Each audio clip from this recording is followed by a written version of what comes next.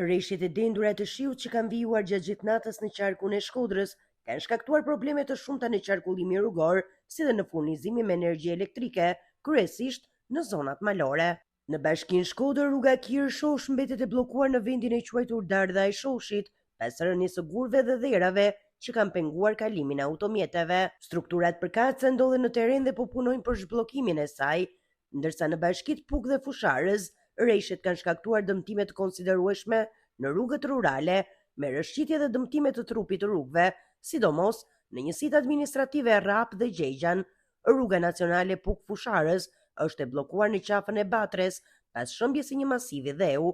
Dy fadroma po punojnë aktualisht për hapjen e aksit. Në disa zona vijon puna për verifikimin e dëmeve në banisat që u përmbytën një ditë më parë, ndërsa në fshatrat Gjegjan, Dom, Ras, Kushnen dhe Gojan i Vogël është raportuar mungesë energjie elektrike. Probleme me furnizimin me energji janë regjistruar dhe në njësitë Iball, Qafmali dhe Blerim, ku rreshtet kanë dëmtuar dhe ujësillcat lokal. Megjithë rreshtet e dendura, Lumejnë, Buna dhe Drin kanë mbetur nën kuotat minimale, ndërsa Lumi Kir ka pasur prurje të larta pa shkaktuar dëme.